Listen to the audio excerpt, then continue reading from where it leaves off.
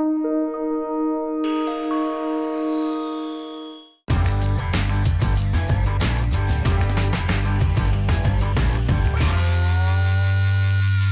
a gente vai falar especificamente da função da circulação humana. Para que serve o sangue?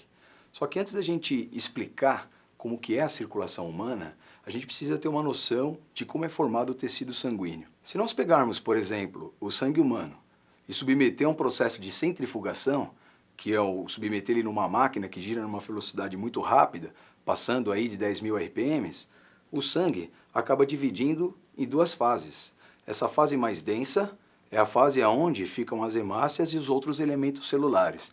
E essa parte mais amarelada é a parte que chamamos parte plasmática do sangue, ou seja, a matriz extracelular. Agora vamos observar isso esquematicamente para a gente discutir um pouco mais da composição desses elementos.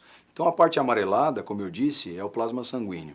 No plasma sanguíneo existem inúmeros nutrientes que são produto da digestão, água, cerca de 90%, mais 8% de proteínas que estão divididas entre hormônios, proteínas da digestão, anticorpos, excretas, sobras metabólicas dos diferentes destinos celulares. A gente percebe também alguns gases dissolvidos, gases sem função metabólica, como nitrogênio e hidrogênio, que a gente acaba inspirando da atmosfera também, mas também boa parte do gás carbônico, que é liberado no metabolismo celular. A parte mais densa, mais avermelhada, ela é formada pelos elementos celulares. Existem três tipos de células que compõem o tecido humano. As plaquetas ou trombócitos, que são na verdade fragmentos celulares anucleados, envolvidos com o processo de coagulação e cicatrização. Os glóbulos brancos ou leucócitos são as células brancas envolvidas em processo de defesa e produção de anticorpos, e o protagonista dessa aula, no caso os glóbulos vermelhos, eritrócitos ou hemácias. As hemácias são extremamente importantes, porque são elas que transportam os gases. E a função do sistema circulatório humano literalmente é entregar a encomenda celular para que ocorra o metabolismo celular. E essa encomenda celular é os nutrientes, que seguem dispersos no plasma, e os gases, no caso o oxigênio, que segue ligado nessas células vermelhas. Vamos dar uma olhada, esquematicamente, num glóbulo vermelho ampliado. Então o glóbulo vermelho tem basicamente esse aspecto. É uma célula achatada, em forma de rosquinha, é uma célula anucleada também.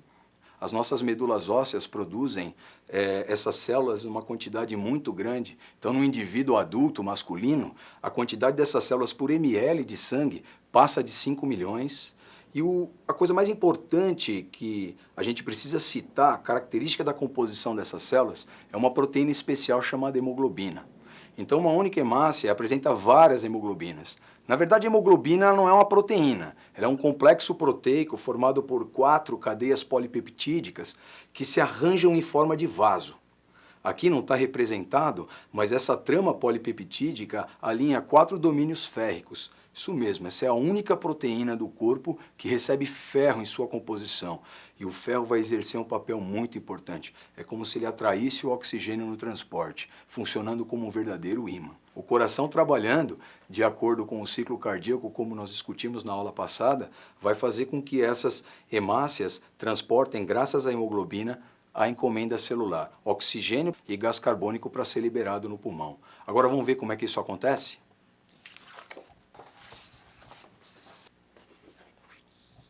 Então está aqui o modelo esquemático da circulação humana. Coração como centro, esse arranjo de vasos sanguíneos está representando o corpo e esse outro arranjo os pulmões. Então, didaticamente, a circulação humana é dividida em duas circulações. A grande circulação, que é o caminho do sangue que sai do coração, vai para o corpo e retorna para o coração. Ela é chamada grande circulação, circulação maior ou ainda circulação sistêmica, porque o percurso que esse sangue bombeado para o corpo todo percorre é muito maior.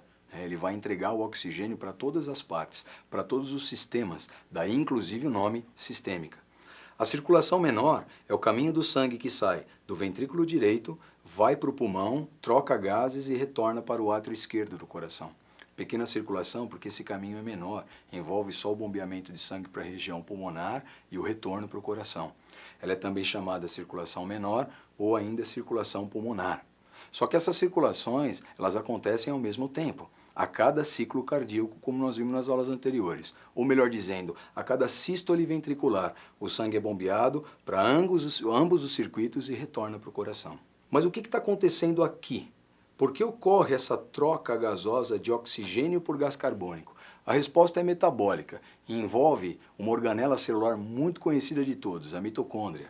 Se nós ampliarmos a mitocôndria esquematicamente e tentar entender o que acontece no metabolismo mitocondrial, a gente logo chega à conclusão da importância do oxigênio. Então, esse oxigênio trazido pelas ramificações da artéria aorta, eles são entregues aqui, para as células, adentram as membranas e vão ser utilizados aqui na respiração celular. A glicose, bem como outras unidades constituintes de nutriente, apesar que a glicose é o nutriente preferido, que ele é o mais energético, também entra como combustível. Comburente oxigênio, combustível glicose. O que vai acontecer aqui é um processo de combustão, que envolve a oxidação desses elementos para a produção de energia. A energia é produzida e é armazenada na forma de ATP e tem uso em diversas atividades celulares, incluindo o próprio metabolismo da célula. Acontece que junto com a produção de energia, acontece a produção de dois subprodutos sem serventia. O gás carbônico, que deve ser descartado, porque o gás carbônico em excesso, se acumulado no corpo humano, altera o pH, o sangue ficaria mais ácido, modificando a atividade de proteínas e complicando inúmeros processos químicos do corpo.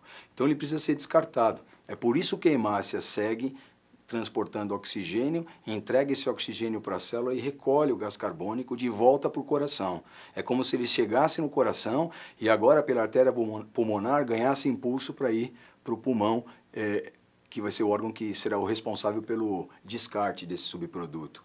A água é importante, mas em excesso não. Se essa água não fosse descartada, nós incharíamos indefinidamente. Se parar a produção de energia, a gente morre. Então, teoricamente, essa água é descartada não apenas nas vias urinárias, mas também é descartada através da expiração, na forma de vapor, e também pela pele, nas glândulas sudoríparas.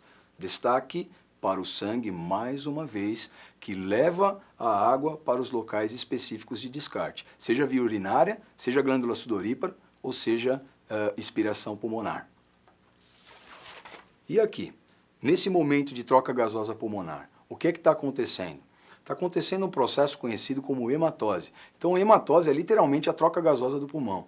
É uma troca gasosa que funciona de maneira oposta à troca gasosa nas células.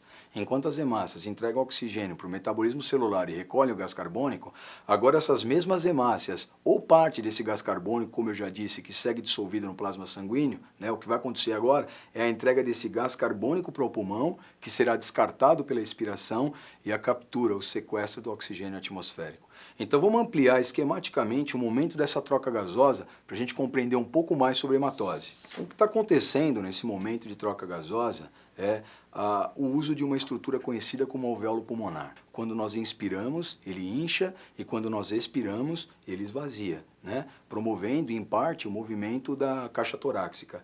No alvéolo pulmonar, formado por uma pele extremamente fina, chegam inúmeros vasos sanguíneos.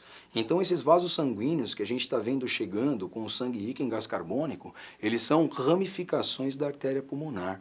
São vasos tão finos, que a dimensão desses vasos é inferior a um fio de cabelo. Daí o nome, capilar sanguíneo. Então o capilar sanguíneo, ele encosta a sua parede na parede do alvéolo pulmonar e neste momento o sangue tem a oportunidade de entregar para o interior do alvéolo gás carbônico para ser eliminado na expiração e o oxigênio, por sua vez, passa para a corrente sanguínea, rapidamente se liga à hemoglobina das hemácias e segue através dessas vênulas que vão se confluindo, formando as veias pulmonares que vão chegar lá no átrio esquerdo, terminando a pequena circulação. Aqui é como se eu ampliasse essa região esquematicamente aqui. Então a gente percebe um vaso sanguíneo, que é o capilar, e as hemácias seguindo literalmente enfileiradas, umas atrás da outra. Aqui seria a parede do capilar e aqui seria a parede do alvéolo. A hemácia chega aqui carregada de gás carbônico, entrega esse gás carbônico e consegue atravessar essa parede fina e é expirado pelo bronquíolo. Ao passo que o oxigênio, oriundo da inspiração, passa para a corrente sanguínea e se liga para essas hemácias, seguindo o percurso para fechar o circuito.